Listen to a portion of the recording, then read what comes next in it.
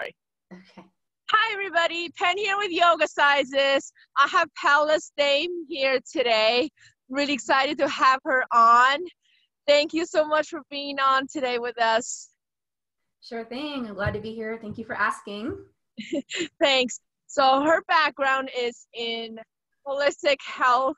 She does health coaching with a focus on gut health, hormone balancing, and she also got certified as a bodytalk. She got a bodytalk certification, and I think that's really interesting for her to talk about and share with us as well. So let's start talking about your name, like where that came from, and then we'll go into all the details of like your story and everything. Sure thing. So my name Pallas is Greek. I am not Greek. I'm actually half Ashkenazi Jew and Cherokee and all sorts of other stuff. But my name is Greek. So it comes from Athena, who was one of the daughters of Zeus. And one of the stories is that as Athena got in a battle with a giant and killed the giant, and took the giant's name and became Pallas Athena, the goddess of wisdom, beauty, and war. So she was one of the goddesses out of Greek mythology. That's me. Growing up, my sister was always like, "Yeah, you're the goddess of war. That's about it." That's cool. I like it. Yeah, very neat. Thanks for sharing that with us. All right, so let's talk about your journey with battling Lyme disease and how you got into the Institute of Integrative Nutrition Coaching. I'm actually going through that program myself and I'm loving it so far. So I'm really excited to have you on to share with us your experience in the program and how it has helped you and with your everything that you're doing now. Okay, sure. Yes. So, I mean, we could take up multiple interviews about my journey, so I will try to do it in a very encapsulated way. So Lyme disease is one of the most debated and controversial things in the medical industry, especially in allopathic medicine. They say it doesn't exist, which is not the truth. It's a really, really complicated thing. So Lyme is theoretically, it's a tick-borne disease. You're bitten by a tick, it's transmitted. You get the bacteria, the virus, the whatever, and then you start getting sick. So, without really going into all the details about that, I got Lyme disease probably 20 years ago, but I didn't know at the time that I got it 20 years ago. That exact timeline has come up in recent bodytalk energy medicine sessions as we've been kind of unpacking things that have been going on with my body and my healing journey. But I guess my real story begins about 12 and a half years ago when my first child was born, my son, Phoenix. I just remember that morning going into the hospital, really excited about having my first baby. I'm married to my best friend and it's going to be an amazing future and all the things that most fairly newly wedded parents think, and with the new baby on the way. And that day I had Phoenix, and within an hour of him being born, I fell into panic and anxiety and never came out again. For the first week of having him, I couldn't do anything but nurse him. I couldn't carry him. I couldn't bathe him. I couldn't change his diaper. My husband had to do all of that. I was so just like blown apart, but I couldn't tell anybody this stuff because it's like, here's the child and it's epic mom fail before you even get to hold your child kind of thing. So there was this whole shame thing, kind of going on in the background.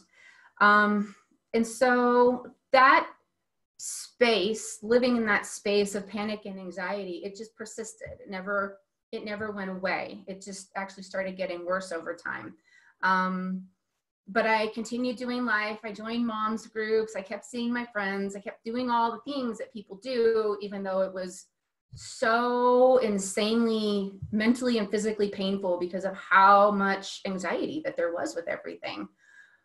So 21 months later, I was still living trying to live the normal person life. And we had our second child, Serafina. So my first child, his name is Phoenix, second child, Serafina. And, there's my OBGYN, she's like, oh, you're getting older. If you're going to have a baby, you need to do it now. So I'm like, okay, I have to do this. I'm not really thinking through anything else in my life. I'm going to go ahead and have a baby. So then we had Serafina. I had Serafina. And right after she was born, then I stopped being able to sleep.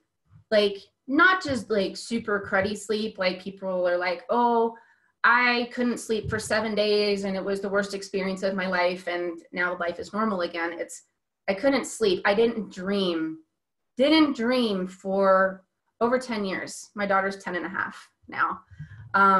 Never could hit REM, never could go to sleep. Something happened and my hormones completely broke at that point in time. So life was going on. I'm still coping, still putting on this face of trying to be this normal human, this mom, this wife, doing this stuff. I didn't want anybody to know this massive struggle that I was going through that was just getting worse and worse and worse. So now I can't sleep on top of the panic and anxiety. I mean, somebody's going to go nuts anyway with not being able to sleep. Put it all together and that's like even worse. And so let's see, we were living in Seattle at the time. Then we moved to Colorado where we are now about 8.5 years ago. And we'd been here for about 6 months when there was this one day I literally hit the floor on my knees after the kids went down for a nap. And I was telling my husband, I'm like, I don't know that you can see what's wrong with me, but I have major things wrong with me. And I need somebody to help me. And I need drugs right now. I don't know how to be your wife. I don't know how to be a mother anymore. I don't know how to do anything. I just can't. And I was not a proponent of drugs. And for me to like get to that point, I mean, unless they're absolutely required, like I was not a proponent of drugs, but I was at such a point of this experience that I couldn't manage any longer. When I hit the floor that day, another experience I had been building with me was sensory. So my sensory experience was that something visual, something auditory, a breeze going across my skin, my kid tugging on my pant leg, the smell from something I'm cooking in the kitchen, the sound on the TV, everything had equal importance 100% of the time, every waking minute. So add that to all the other stuff and just completely losing my mind. And so at that point, I started seeing a psychiatrist who diagnosed me as having bipolar over the course of several years. He diagnosed me as having bipolar, ADHD, a personality disorder, generalized anxiety, panic disorder, something else. But basically I was told, sometimes when women have babies, it just triggers them into mental illness, and that's just what happens. So all of you viewers right now, if we could throw likes or dislikes on the Facebook kind of thing or the YouTube, how many would be going like this right now, that pregnancy means mental illness, right? But at that point in my life, I was like, well, that's where I'm at. Just fix me. Just throw drugs at me. Because I don't know what else to do for me because I can't get better. And so I was being treated for mental illness for about 6 years with every kind of, it started out as simple drugs and they got super complex over time to the last one that they wanted to put me on was lithium because he'd run out of all these others. And the drugs that I took, some made me gain 50 pounds and then others made me lose 60.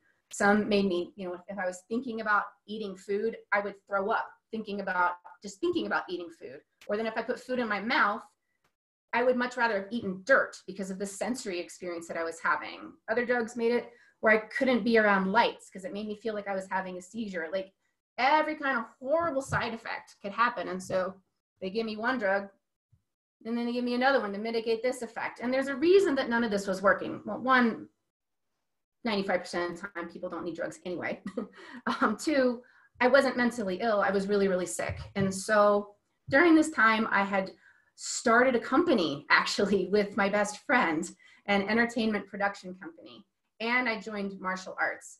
I'm the kind of person who at that point, I'm like, I'm just not working hard enough. I'm not thinking hard enough. I'm not trying hard enough. If I try harder, if I do these things that are in normal life, if I exercise to this certain point, I'm going to break through whatever this thing is, and I'm going to be okay again. And so my best friend and I started an entertainment production company for bands and kind of Cirque du Soleil kind of stuff. We were hired to do the last RNC, DNC conventions in martial arts. I was up to my 1 year away from achieving my first degree black belt. I was teaching 7 to 9 hours a week. I was training 7 to 9 hours a week. I had my babies, and I was getting sicker and sicker and sicker. And finally, about 6 years into living here, it was less than 6 years because it's 4 years ago now. Probably 4 or 5 years ago, I hit another wall in martial arts, and I'm like, I finished my class. I went home. I'm like, I can't do this anymore. I quit my company that I started. I quit martial arts. I basically just wanted to crawl in bed and die. I'm like, I don't know what's wrong with me. I wasn't born this way. I can't go on this way, and I don't know what to do. And so my husband had happened to have seen an interview with Dr. Daniel Amen, who founded the Amen clinics in Orange County, California, which they're basically the #1 brain science clinics in the world. They're integrative medicine. And it was just a couple weeks, it was like 2-3 weeks later, I was on a plane flying to California from the Denver area for 4 days of brain scans, SPECT scans, personality test, cognitive test, psychological, psychiatric test. I failed all of them. I had brain damage, and I had $15,000 worth of blood tests, which came back that then said I had Lyme. I had Borrelia, I had Epstein-Barr, and I had a parasite in my brain, and as well as a co-infection called Ehrlichia. Lyme always has all sorts of horrific co-infections, and the doctors are like, well, this is probably why you're BS crazy at this point, right? This is why you're mentally ill. We can't say conclusively, but this is probably why. So it was really fortunate that I got tested there, because one of the things that they do for mental illness, or for all of the brain stuff, is they include Lyme disease in there, because it is at such epidemic levels that people with mental illness, hundreds of thousands of people in the US are diagnosed with mental illness when they actually have Lyme disease, which is a really big deal. And so all of this came up. And since this is one of the things they test for there, is really fortunate, I got to start working with an integrative medicine doctor, internal medicine, who's trained in Lyme right out of the gates. They gave me the option to find somebody back here in Denver, but the wait list to get in 4.5 years ago was a year to get treated here. And there's 2 in Denver. And we're a major metropolitan area. So I stuck with them, and they were working with me remotely, and that went on a couple years, and they did good work with me and got through the process of theoretically Lyme disease going away, but I was still stuck in this place of panic, anxiety, and all this other discomfort, but the disease was theoretically gone. So about that time is when I was still being treated also by my psychiatrist, and he was like, yeah, we should probably be putting you on lithium. And I'm like, I can't do that. I'm actually going to do the opposite, and I'm going to start weaning myself off of every drug you ever put me on. And I got to figure out my baseline for where I'm at, because I'm actually really damn close to being suicidal at this point, because I still am so messed up. I'm still so uncomfortable and sick. And so it was a hard process getting off those drugs. And to get off all of them, it took me over 2 years. But at that same time, I also said to the universe, I don't know what to do. I don't know how to get better. Throw me anything. I'm not going to question. Just throw me something, universe. And that's when I was working with an herbalist, a master herbalist. And I said to her one day, you know what? I don't know if I'm ever going to get better. And if I never get better, I at least want to have a reason that I've lost my life, and that I've lived in such misery and such suffering for so long. Are there any holistic courses that I could take? Are there any kind of schools, anything that I could possibly like look into? I couldn't even read at the time that I'm asking this. I had so much brain fog. I'm like, if you have any suggestions? And that was where IIN, the Institute for Integrative Nutrition, kind of came into the picture. So that was kind of the first thing that the universe threw to me. And so I subscribed to their mailing list and started. It was several months that I was just sitting back and watching the videos, the webinars and such that Joshua Rosenthal would do, just sitting back going, I wonder if I can do this. I can't read. I can barely think. Like I can barely still interact with the world, but maybe this can be just something for me. And maybe I can do something with this and help other people. Like I had no idea actually what the whole program was about. Like I just still couldn't even process that. So I decided to jump in and go to school in the middle of having basically a lobotomy in my brain still. And what I didn't understand going in was that going through, and you may see this, it's like kind of a spoiler alert in some ways, is that going into IIN, you start with wherever you are in life, whether you're in a healthy state or you're in a dysregulated state, and you just meet yourself where you're at. And as you go through the program, you're learning how to heal yourself holistically.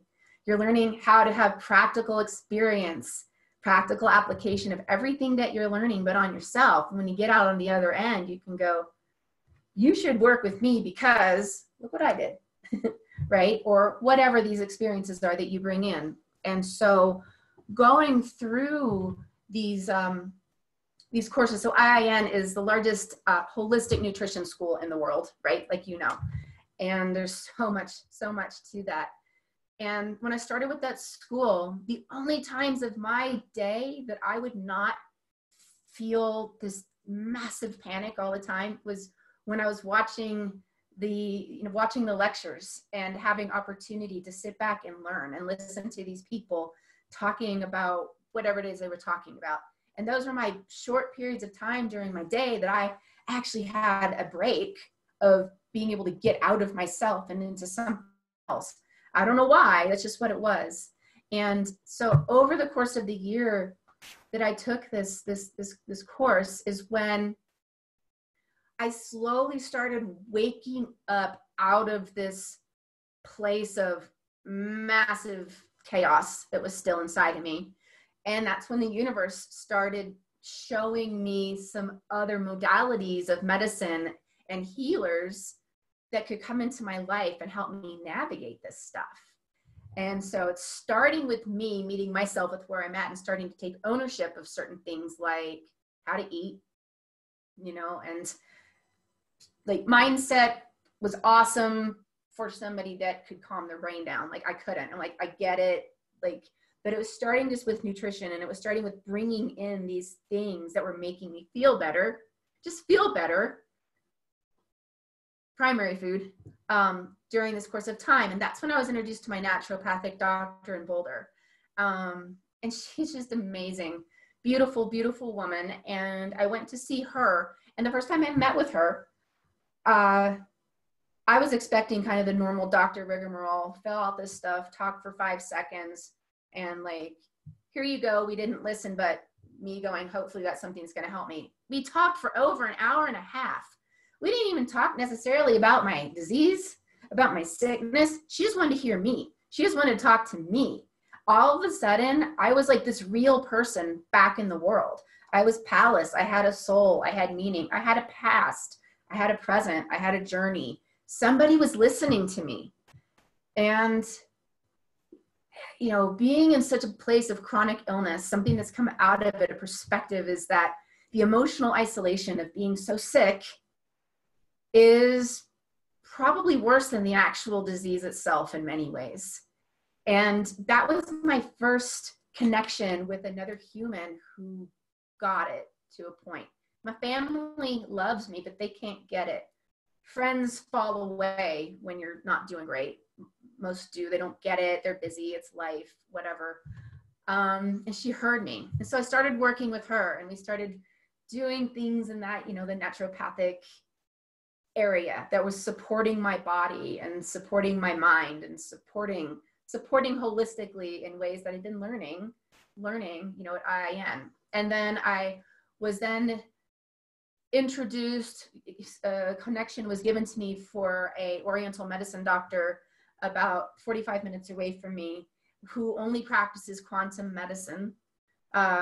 So acupuncture, but it's quantum medicine. I've never had any needles stuck in me there. They use the most amazing technologies and amazing signaling of water. And so I started working with those guys, and I worked solidly with them for 4 years, unpacking my body, like literally rebuilding my body from the cellular level up in quantum medicine.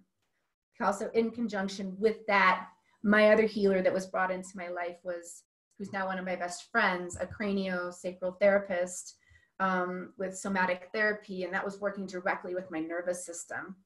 And so with these three, like these Dr. Hillary, my naturopath, Brandy, my cranio, Ted, who's my Chinese medicine, these people saved my life. They saved my life, but they saved my life in partnership with me. Because as I was able to start calming down internally, and my education, with IIN was helping me to understand more things and to be able to speak.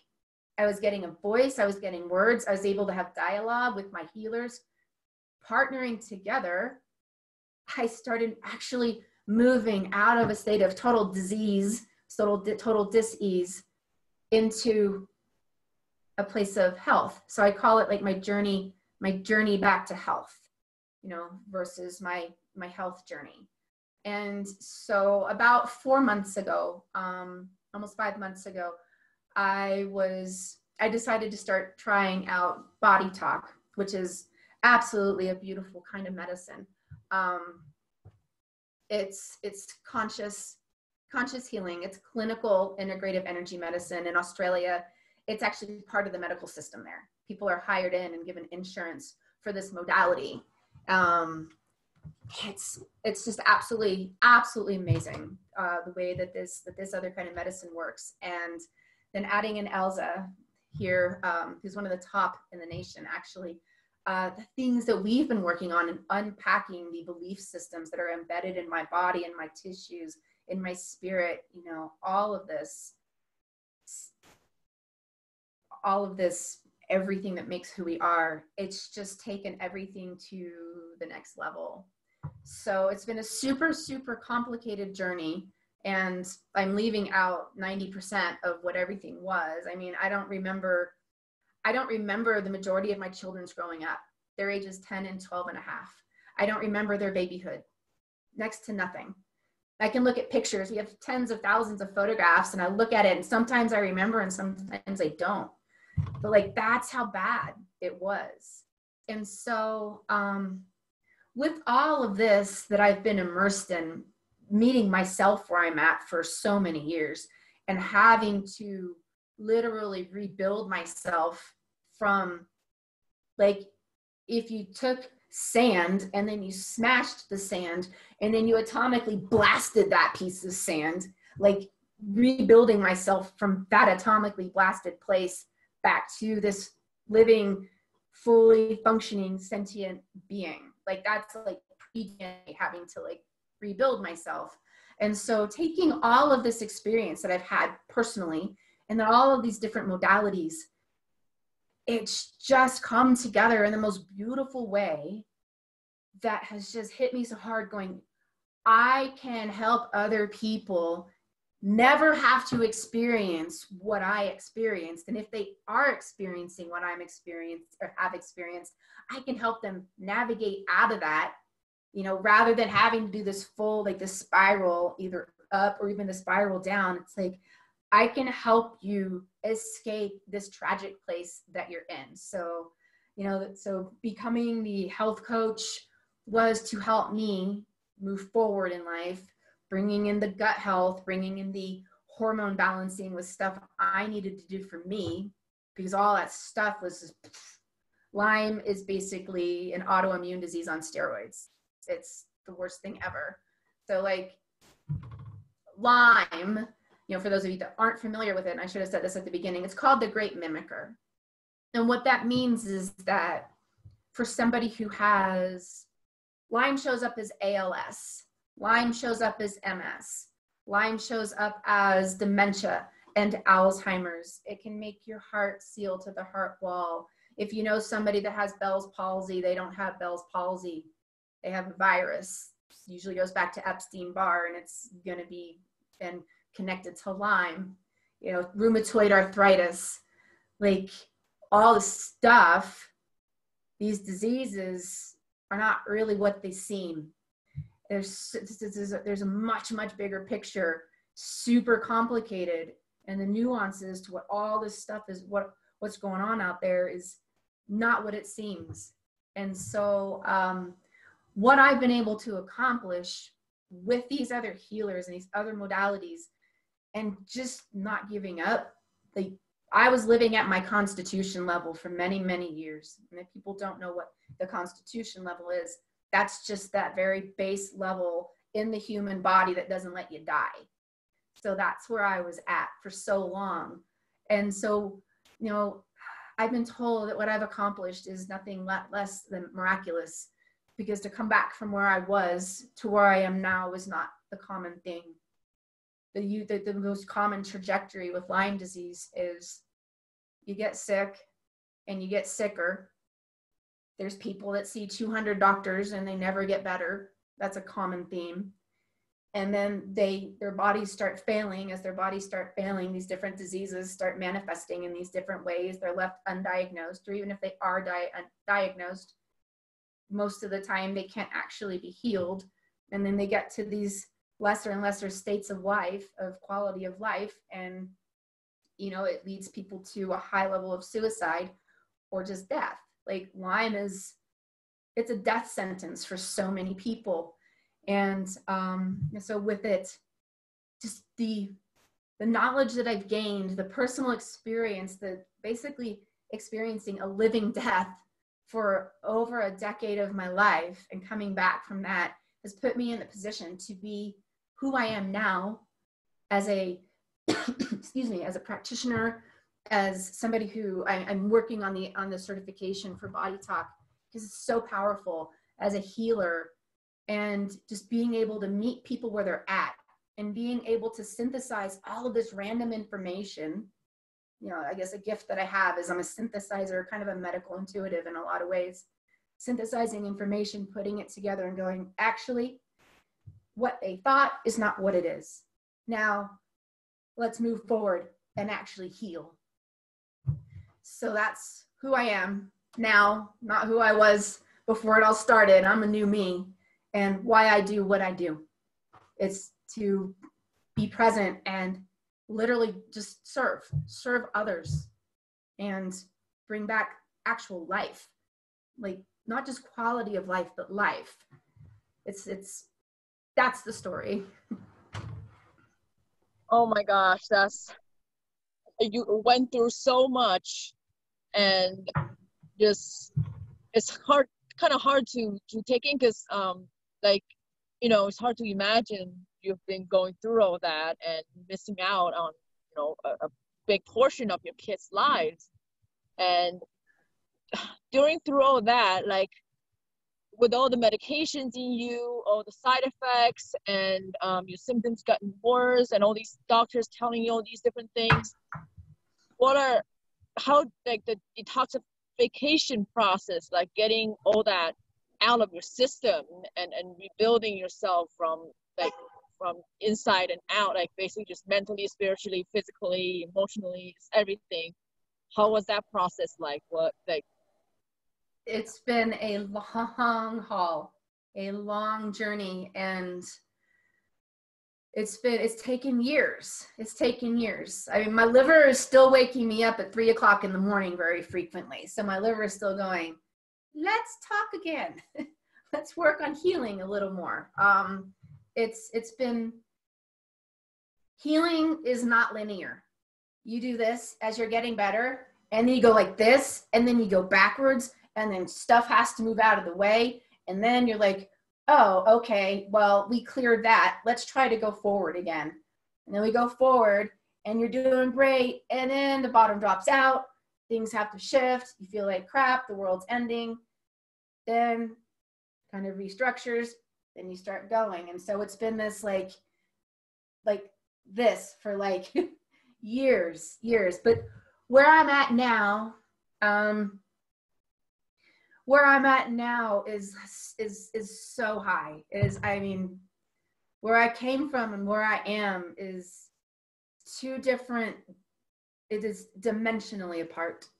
There has been one, additional thing that I've been utilizing in the last few months in conjunction with my healers. And it's this incredible, it's a molecular technology. It's cutting edge. It came out about 18 years ago, and it's the greatest discovery since DNA. And they are redox signaling molecules or reduction oxygenation molecules. And the reason these are such a big deal is that in order to actually be alive, we require these. We require water, salt, and electricity. And those three things actually make these redox molecules. And I came across this technology about 4 months ago. And it's something that you can, that you drink. And it artificially supports your body with these molecules. So basically it's this. We have the most molecules of these redox molecules when we're born. We max out at age 12, and at age 12, these molecules start decreasing over the course of our life. And by about age 40, the normal average healthy person with all the environmental factors at hand, you're down to about 25% of what you had as a baby. And so you have the most when you're born, and when you run out of them, you die. I mean, that's just the cycle. That's the cycle of life. For Lyme disease specifically, what happens is Lyme goes into the cells. It attacks the mitochondria. It dysregulates, if not destroys, the mitochondria, which is where these actual redox signaling molecules are held, are produced, I should say. They're produced. And when you're not able to have the production of these molecules, everything starts shutting down, because what these molecules do, they are 100% responsible for all of the cellular signaling in the body, all of the cellular signaling. So for somebody with Lyme, where we should be at 25% at around age 40, 45, or actually maybe at 20 or 15 or 10 or less. Basically, as the molecules decline, different diseases start to manifest in different ways. It's just the pathways of breaking down then show up as these other things. So any disease goes back to cell signaling. But this technology that I'm using, it has reversed my Lyme disease. It's balanced it, it's healed it. It cures cancer, it cures HIV, it can reverse autism, like you name it. Type 1 diabetics can all get almost completely off their insulin or fully off their insulin. Like, it is the most amazing technology that's out there. And there's only one company that even has this patent, and it's not going to be at the forefront of medicine for maybe another 10 or 15 years. Everybody else is still in the process of researching. There's about 18,000 articles on PubMed about this technology, almost 1,500 journals. The universities have departments dedicated to this, but they're not actually implementing it yet. So this is something that I use in my practice now also to help others, because with food and lifestyle and with enabling the actual cell signaling, people can come out of places that would be impossible otherwise. It's the most amazing thing ever. So there's a lot going on behind the scenes, and a lot that I'm able to help people with, and people can help themselves with. The whole point is get people to a place where they can help themselves and they don't need anybody anymore, right? They don't need me. Wow, that's amazing. I think I might have heard something about it. I never really looked into it, but that's interesting, because I probably need to look into it more. Yeah. So like, what are so right now, what are some of your like routines of how you go through your day? My routines? Oh yeah. gosh. Well, My routines. Well, I'm also, I don't know if you know this, but I'm also a managing partner with the Academy of Transformational Practice. Leah Ardent, who referred you to me. I'm a managing partner with this new online school that's launching for transformational practitioners. So my days are really busy. I have I don't know, probably 7 or 8 body talk clients a week, and those sessions are 90 minutes each. Then I'm interviewing potential candidates, instructors for our school. I'm building courses for online courses that I'm launching. So like professionally, that's what I'm doing. I'm not really working with individuals right now since health coaching, since I'm doing body work. I'm really transitioning into that. But then for me personally, I have 2 kids, so I'm up at 6:30, getting them up, ready for school. And if they want breakfast that day, we're doing breakfast. It's super early for kids to eat, so they're not often super excited about that, getting them to school. Then when I'm physically up for it, I'm trying to get back to a place of doing it all the time. I work out at Orange Theory. I love HIIT training. I love that high intensity training. Take my dog for walks. I have a 13-year-old golden retriever girl dog who loves going for walks around the lake by our house. Do the green smoothies, go organic as much as possible, drink a ton of water, be as healthy as I can. And just I don't know, I'm just kind of like everybody else, I think. Busy with my life and my practice and my kids, and kids get out of school and we have after school activities, drum lessons or whatever, make dinner, do the family thing, go to bed. In winter, we like to snowboard. We love going to the mountains, that kind of thing. Love hiking, love being outdoors. My goal is to be doing some really, really incredible retreats here in Colorado and just taking advantage of being outdoors. And I don't mind getting dirty. I'll go out for 5 days and we can be stinky and dirty and gritty and like, let's just go be real and lose the technology and do whatever. But I'm sure that'll be more of a glamping thing because not everybody is in the same boat as me. So, yeah, I'm just normal now. I'm living a normal life like everybody else. And it's a miracle to be in this place.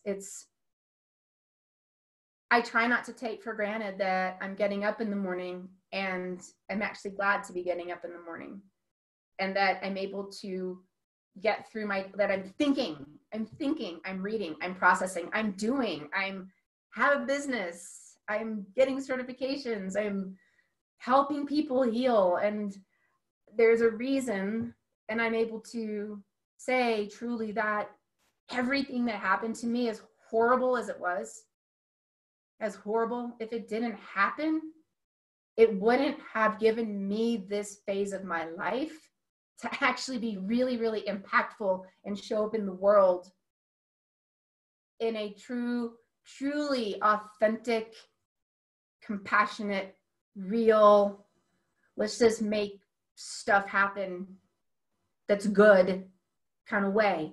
Without that stuff, I would have been a normal, good person, but not awake. I'm so awake. I'm one of the woke, right?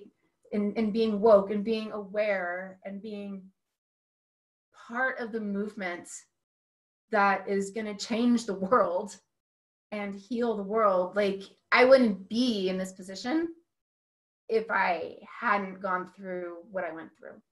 So I've taken as many tools and gifts and lessons from all of that as I can. And I just continue applying it and continue learning and continue growing. So yeah, I don't know. Life, doing normal stuff and trying not to take it for granted because I can do it. Right. Oh my gosh. They say pain is can turn into a passion. Like, because you've experienced that, it sucked that you have to go through that during that time, and then you don't see what the outcome could be. But once you're out of it, based on synchronicity because, you know, what Joshua talks about, and you ended up like getting all these positives coming out once you start having once the healing process started and you're meeting all the right people that will help you with your healing journey and lead you to where you are now. Because of all that, when you're helping people who are going through this, you're able to relate with them and say, I've been through it, so I can know how to help you and can relate to what you're going through. So that's really amazing. Mm-hmm. Yeah. So, people are very beautiful. People are beautiful, and people just being able to give back that hope and being able to hold space, be that container for people when there hasn't been one is so important. And it's not always easy, but I feel blessed that I'm able to do that now. That's awesome. So and you said with the outdoor, with all the things that you're doing with your family, it's like, I'm glad that you're able to do all that. Yeah, me too. I mean, honestly, before I started on this with Body Talk and this other technology, this molecular technology back in May, I had so much pain in my body. Like, I didn't realize how much pain I had until I didn't have it. And like between Body Talk and this molecular technology, like in retrospect, I was on and I have a high pain tolerance. I mean, I did Taekwondo and I sparred boys. I sparred men. So I have a high pain tolerance. But in retrospect, my body pain, I think I was starting to develop fibro.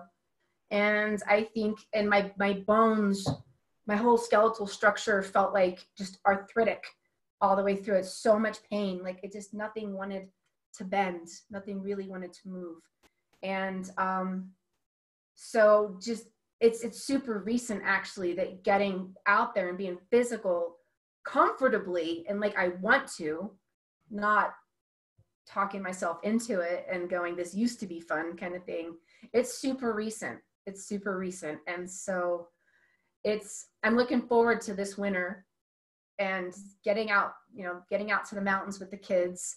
And I snowboard, my daughter skis, my husband snowboards, my son does, and just getting out there and being physical, just doing all the stuff that has brought me so much joy in the past before my body decided it didn't really want to participate. So it's a fairly new experience to be in that physical place and being back to being physical even at the gym. Like, yeah, it's a big deal. I'm so happy about that. That's amazing. I'm so glad. That's so awesome. So let's talk about Body Talk a little more. So how exactly it works? You said 90-minute sessions. What includes in that 90-minute session? Okay. Well, Body Talk is a very extensive modality, and I'm just early on in my certification for it. But to be, a fully advanced practitioner, it's about 6 years of education and all the different adjunct courses and such. So kind of from where I am right now, when I have a client come in, let me back up on that. So with Body Talk, it's not about the disease. It's Body Talk is quantum medicine, quantum theory, and that it's working with the innate consciousness, the innate wisdom within the body. So I'm going to try not to get too existential about this because a lot of people that watch this aren't probably familiar. So it's working with the consciousness in the body. So we have a consciousness in our brain that, we wake up, yes, no, my name is whatever, and we live life, and most people live in the head. But there's a consciousness that drives everything, that it's different. It's like you cut yourself and you don't go, okay, cut, I need you to heal. It just heals, right? There's an intelligence behind that makes it heal. Or for example, when an egg and a sperm come together and they start, the cell division and all of that, and they turn into a human or a bunny or a puppy or an elephant, there's a divine consciousness behind this that's enabling this process to happen, right? And so working with an individual with Body Talk, it's done at my level, it's done with muscle testing and kind of yes and no questions, following a very specific protocol chart.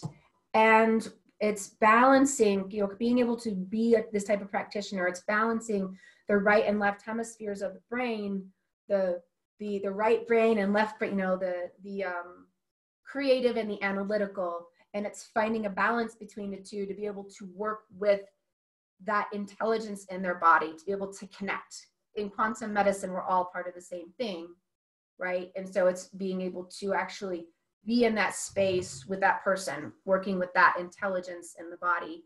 And so, you know, in a session, individuals will come in and talk about this thing, this life experience, these pains that they're having, maybe some diagnosis that they have, could be cancer, could be HPV, whatever. And, you know, that's good to have that conversation. But when it comes to Body Talk itself, you know, I'll say, okay, well, let's see what the body has to say. And so we'll start with a protocol where it's tapping the parts of it is tapping the head brain, the heart brain, and the gut brain. All three of these are part of the soul's journey, and all are very intricately involved in how we navigate with the world, and each have their very unique interactions with the world, right? This brain up here is really more, that's red, that's white, you know, he's hot, she's not, you know, that kind of stupid stuff. Not that this is stupid, but I mean, it's more like those more specific kind of qualities of life. The heart is where actually all of the memories, all of the life experiences are stored in the heart. And so we have the head, the analytical, we have the heart, that is where all of these emotions, all of these experiences are stored. Then we have the gut brain, which is where it's more like the survival, more discernment. You know, you have a gut reaction, you know, there's discernment. And it's also kind of where you seal in the information as it updates throughout the body. So we're working with these three brains, these three major centers, all which are connected with neurons, with GABA receptors, with, you know, all three of these. Like the gut has more neurons than the entire spinal cord. It has the same stuff in it as this brain up here. And so it's really important. It's working with these three brains. And so for the first 20 minutes or so, I'll work with somebody on first balancing the right and left hemispheres of the brain.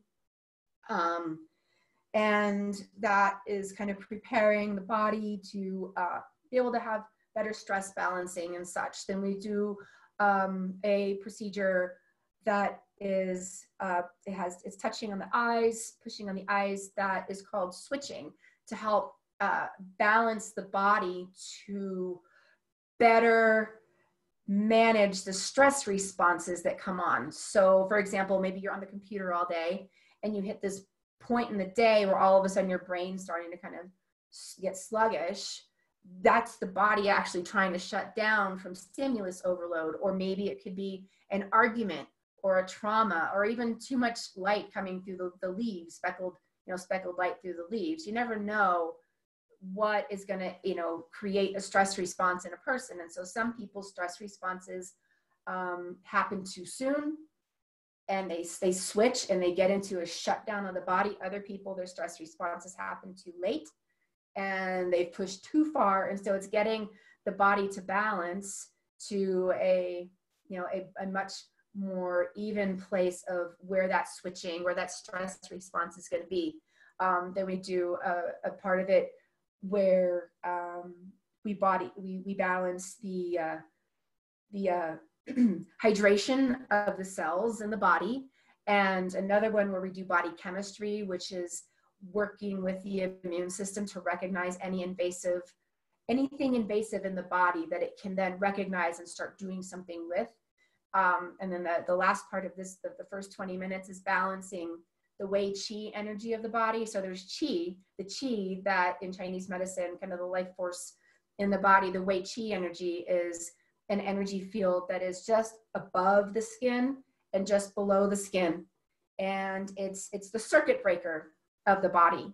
The outputs are ends of the fingers, the toes, things like that. So there's the nervous system, which is actually the slow communicator, and the wei qi energy is the like boom, like right, you know, it just happens right there. And to balance the wei qi, that requires some like basic kinesiology of reciprocals, which, you know, there's touching like the shoulder and touching someplace on the hip, for example. Everything has a reciprocal, and going through that process of reconnecting all the disconnects of the wei qi energy of the body. And so during this first 20 minutes, it's really getting that person, the client, into a state of balance to then be able to even more efficiently and effectively receive the body talk session itself. And the body talk session, or the body talk session, yeah, it then commences with me following this protocol chart that has everything to do with the physical form, the environment around, body chemistry, active memory, working with cellular repair, musculoskeletal, energies, chakras, the pancreatic reflex. It integrates all of these different elements. And in order to navigate this chart, that's when it comes into muscle testing and me asking the body kind of where in this protocol chart that we need to start. Body talk is all about body priority. It doesn't come from my agenda at all. It comes from what the body's going to tell me is the first thing that needs to be addressed in order to be able to commence healing for itself or balancing. And oftentimes that, you know, what will come up first is body chemistry, because body chemistry is impacted by, you know, food intolerances or allergies or toxins that come from body lotions or the fumes in traffic or, you know, any external environmental things, even maybe vitamins that your body's not able to properly process. That could be a toxin, or microbes, fungus, those kind of things, viruses in the body. And, you know, so we can go into body chemistry.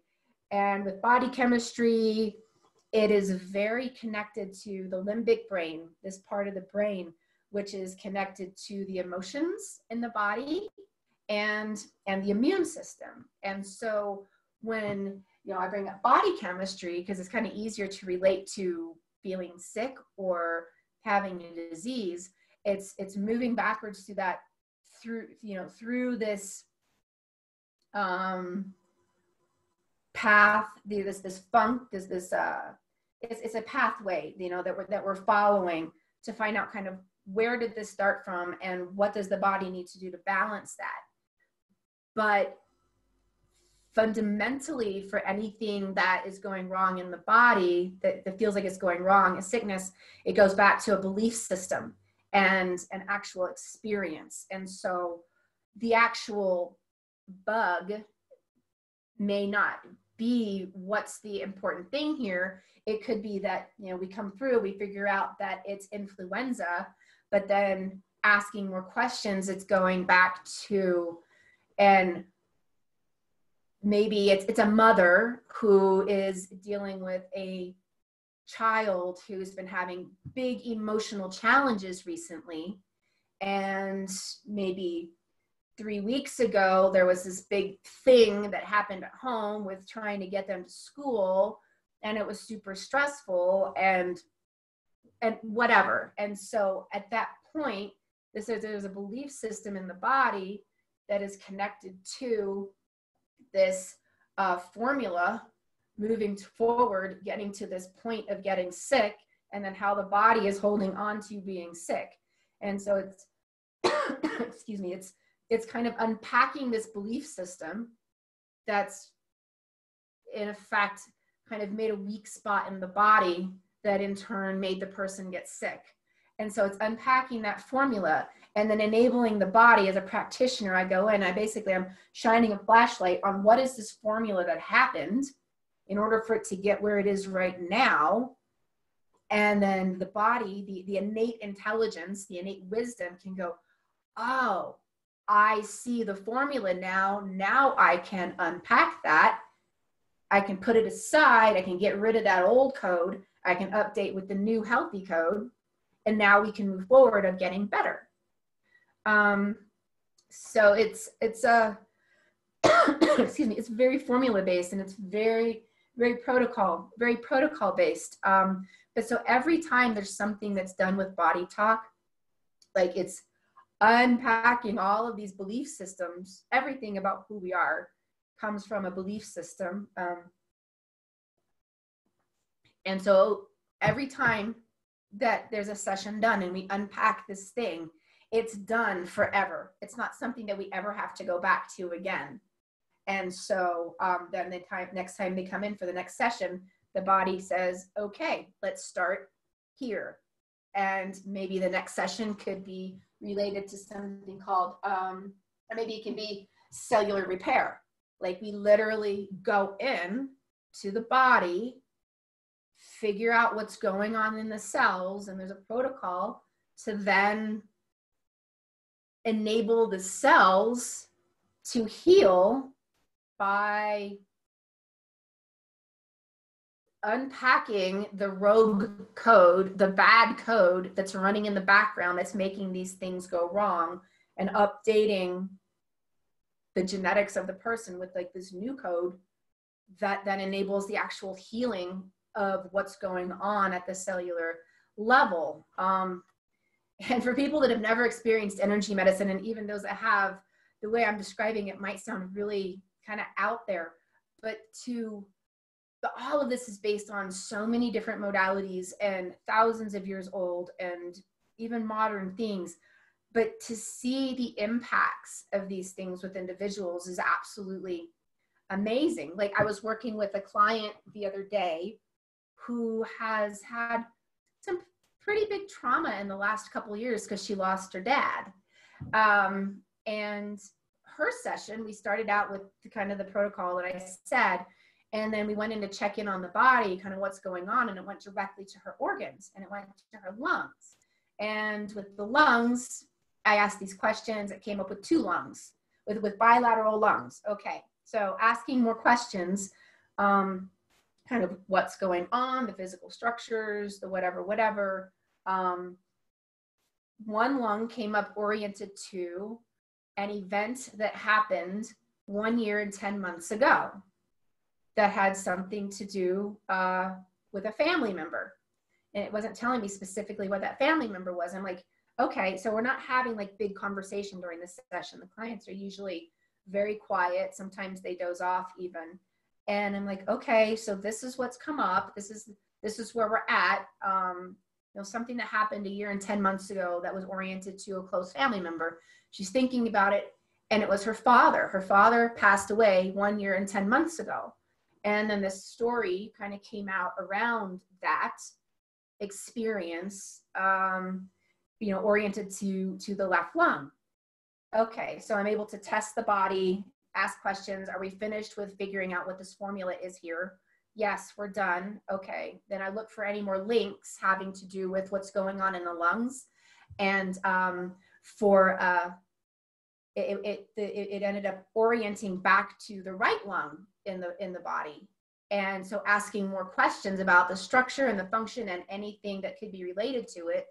And the right lung then oriented to her mother and having to do with living alone in her house and being impacted by another person. Couldn't figure out who this other person was. But, so we went through that and got all the questions answered. Nothing like super specific came up for my client other than, 1 year and 10 months ago, her father passed away. So we finished the session and I was educating her. Often the lungs, like body talk is very oriented to Chinese medicine in a lot of ways. The lungs are where we hold emotions. It's where we hold grief, where we hold sadness, where we hold fear. And I was educating her that we just did a very big balancing, literally a balancing on the lungs with these belief systems that may not necessarily resonate in her head, but it's having to do with this intelligence in her body, and that things she might be experiencing later could be a very big emotional release. When there's a balancing, sometimes it could be something like feeling sick, or, you know, if you're detoxing, it has to come out somewhere, right? Or somehow, and whether that's an emotional or a physical thing. For her, kind of intuitively, I was thinking to myself, there's going to be something pretty big emotionally that's come up, because I've known her and I've never seen her just very big, like emote, like through this past 2 years. And she never experienced energy medicine before at all. And so when she left, she was looking at me like kind of an alien, but we'll see what happened. And then for the next 3 days, she was just in a total emotional, like it wouldn't stop coming out. It was just, there was so much emotion that had been stuck in the lungs. Like when the father passed away, the family went, and they never were able to let that breath out again. And so by balancing the lungs, it ended up enabling that exhale to happen, and then the release of all of this trauma, all of these emotions that have been there for almost 2 years, so that she could actually process what happened. So it's not here. Like people, when they're in trauma, like, I just can't get it out of my head. It's very different than that. And so that's a very, just the other day, real world experience of something that happened. Oh, wow. Another great story about natural healing. That's amazing. So how does that, the whole intuitive part, like asking the question, so you basically, how would you be more, if somebody wants to be more intuitive, wanting to find out more about themselves, the wind, sorry about the wind, is, how would you do, what would you have to do to be more in tune with your body? So you mean for like just the normal average person, not in a modality? Honestly, the first thing would be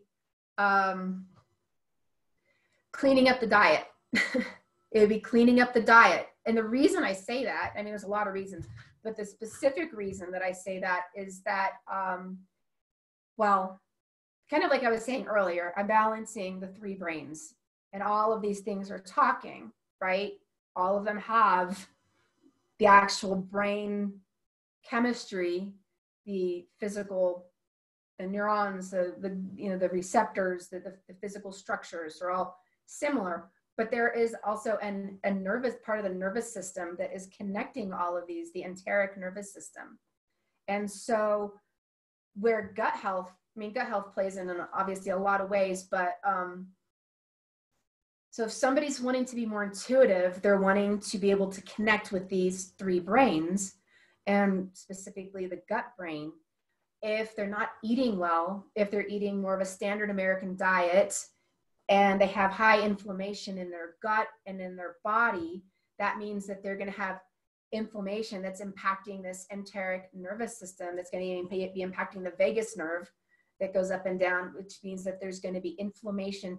If there's inflammation in the gut, there's inflammation in the body, and there's inflammation in the brain. And that in and of itself is disrupting our physical and energetic structure. So when, first step would be really cleaning up that diet and figuring out what works for you, and crowding in the good stuff to crowd out the bad, crowd out the processed foods, the sugar, figure out if there's food sensitivities, intolerances, whatever. There's no one diet for anybody, as you're learning, like with IIN. So it's, it's crowding out the bad stuff to crowd in the good, so that you can heal the gut, right? And when the gut's healed, then your physical structure is then getting into alignment, where these 3 things can actually talk, right? There's no woo-woo about this stuff. You got to be able to talk. And so the first would be just really showing up in your life and owning what you're putting into your mouth. Because when those things can balance, or when those things are, you know, are healed, then like every human has an intuitive nature. Every human. Babies are prime examples. Mothers with their babies, they know what's going on. You know when your baby's going to cry, like before it even happens. It's a natural thing that's there. But over the courses of our lives, it's kind of beaten out of Western culture that you actually don't know what's going on and you need somebody else to tell you what to do. And, oh, by the way, eat a whole bunch of crap all the time so that everything doesn't function the way that it should, right? So it's eating properly, and then owning the fact that your intuitive nature is something that you should follow, and that you need to learn how to be an advocate for yourself and stop. You got to choose as a choice. Stop looking outside of yourself for the validation or the answers specifically that you need, and start looking inside of yourself and start, what is my heart telling me? Like, don't be freaked out to follow your heart, or even if you are freaked out, follow it anyway and see what happens, right? Or your gut. Well, I want to go right, but I feel really wrong about that, so I'm going to go left for whatever reason. It's people have to they got to own their own lives. They got to own their own outcomes. They got to own their own thoughts. They got to own what they put into their bodies. They got to own their actions. They got to own the words that come out of their mouth. You know, they have to own that. And then they also have to own their experiences, right? And so to be intuitive, it's to just connect with the true nature of who you are and stop second guessing that you actually know what you're talking about, right? Because like, as you're learning, like we're all bio individuals and nobody knows us like we know us. No doctor, no spouse, no parent, no kid, no boyfriend, no girlfriend, no partner. Nobody knows us like we know us. We were born in our bodies. We have fed our bodies. We care for our bodies or we don't. We love our bodies or we don't. We are 100% responsible for who we are and the outcome of our lives. You know, we got to own that. And when you own that, then you can really connect to that intuitive nature of who you are. And for some people, that's a really hard journey to get to that point. And some people might be like, but I could never do that. That's, you know, too hard. But it's just, you know, it comes with taking the small steps like you're doing in school. It's one thing at a time. You know, let's eat that proper food. Now, let's look at self-care. Am I doing good things for myself or am I running on empty all the time? Right? And it's just, foundationally, it's owning I'm not going to say that word. It's owning our lives, right? It's owning who we are and our outcomes. And when we do that, then we can connect to our intuitive nature about who we are and what we need and what we're going to do and how we're going to show up in this life. There's nothing special about that. It's just deprogramming ourselves from what is being constantly programmed, you know, around us, from the media, from other people who are walking around in an unconscious state. It's choosing to wake up. You know, it's choosing to see reality versus not. It's a choice. It's all a choice. Like, life doesn't happen to us. Life happens for us. And when we own that, like, no matter what, some people are probably saying, well, what about this horrible thing that happened to me at this point in my life? And this person did this thing and this, whatever. Well, you're preaching to the choir, right? Because, I mean, my story at the beginning, sure, it really felt like life happened to me for a long, long time. But you flip that, what did it do for me, right? And don't be a victim, right? You don't be a victim. Show up in your life, own it, and connect to your intuitive nature, because it's just who you are. It's a part of being born. It's a part of being human. It's a part of being a sentient being. Wow, those are some powerful lessons. Thank you so much for sharing. That's amazing. It's so true, because sometimes you have this initial intuitive voice, but then you kind of scratch it, like, no, no, no, that can't be. And you ended up going with the more conscious way of thinking, but you're not following what's really meant for you to follow. So sometimes, that's what I'm experiencing sometimes. Like sometimes I'm having a hard time differentiating the voice inside me. And then after it happens, it's like, oh shoot, I should have listened to my initial thought or initial, yeah. And also you brought up the importance of asking for guidance. And that's another thing. Yeah. I mean, there's asking for guidance, and there's people that are definitely positively impactful in your life. But no matter what people tell you, you still need to go back to your barometer of what's right, what's not, what works for me, what doesn't, yes, no, right? So it's good to take in that information around us and get other points of view. There's nothing wrong with that, but ultimately it comes down to your point of view and your intuitive response, your gut reaction, and just going with that. And also that any decision that's made, it's not that, I mean, minus like doing something horrible to somebody else, like any decision that we make, it's not a wrong decision. It is just a decision. And then whatever that decision is, there's going to be other decisions that come from that, other experiences. So just because you went right instead of left doesn't mean the world's going to end. It just means there's going to be these new potentials out there.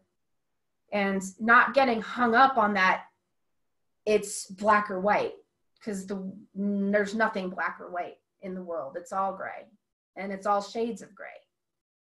And not getting hung up on that, true, not true part of things, because that's where people get stuck, even in that fight or flight response, because it triggers an emotion, it triggers anxiety. Oh my God, what if I make the wrong decision? There's not a wrong decision, it's just a decision. And then whatever the results are, you got to roll with that and own it and move forward. Sorry about the background noise. It's not bad. Oh, okay.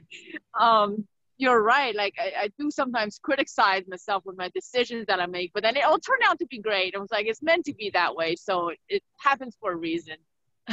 So that turned out good. So what are like some last few takeaways that I like to share with everybody? I know you shared a lot with us already. I have. It's been an information dump. Takeaways. Like for you, like what you're learning, like the core pillars of what are just who we are. It's our career. Like do something that you love. In a career, you can be a homemaker or you can be a professional, but a career has so many different connotations. But whatever that thing is, do something that brings you joy. Do something that brings you satisfaction. Do something that is inspiring, right? With relationships in life, just make conscious choices of the people that you choose to invite into your world. If they're toxic, you're going to be toxic. It's just how it works. Own that, right? Bring in the good, crowd out the bad. And spirituality, that is so important. Even for an atheist or an agnostic, there's still elements of spirituality, of just beauty in the world and the connections and dynamics with people. Allow those elements into your life to fill you up. Just, go outside and look at a bird flying by and appreciate that, right? That's just so important. It's these, it's the little things in life that make us who we are. And, you know, for years, there's been that saying that comes through, don't sweat the small stuff. I mean, that's a really, really big statement. It's a really big statement, because if we're tripping over every piece of sand, we're never going to get where we're going. You know, so it's focus on the bigger picture. Focus on, you know, where your attention goes, energy flows. Focus on the good stuff. It doesn't mean that there's not going to be bad things that happen. And it doesn't mean that you're ignoring the bad things that go on in the world.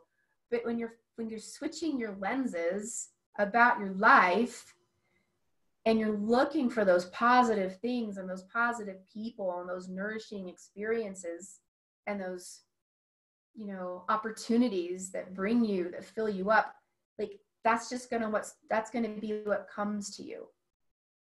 And life isn't that hard when you break it down to the simple elements of just be a good person and, you know, try to cut through all the negativity, all that noise, and just focus on the beauty around you. If you focus on the beauty around you, your world's going to become infinitely beautiful. But if you focus on the noise, if you focus on the news, if you focus on all the crap on social media, then that's what your life's going to be. You got to this is another conscious choice on what you focus on, right? So, yeah, there you go. Thank you so much. That's so true. Speaking of spirituality, I've been meditating more, and then this whole consciousness and following nutrition and eating healthier is like all kind of start to piece together. It's because of the whole spiritual practice, and of course with the program that I'm in, that you've been through as well. So. Mm-hmm. Thank you so much. And how do people reach you? Where can they find you? Social media, your website? Please share with us. Yeah, probably, you know, the easiest way to connect with me is just my website, because my contact information's on there. It's my name, pallasdame.com. It's PALLASDAME.com. And I have my social media on there as well. I try to brand myself just from my name so that I'm easy to find, because I have a unique name. So I would love to talk to people. I would love to connect, answer questions, or whatever. I'm here. And all of you guys, it's an amazing life. There's super awesome things out there for every single one of you. And it's going on right now. Those amazing things. They're just waiting for you to reach out and grab it. Awesome. Great. Thank you so much. I'll make sure I share that with everybody. Thank you. Thank you so much. It's been a real pleasure being on here with you today. Thank you. You too.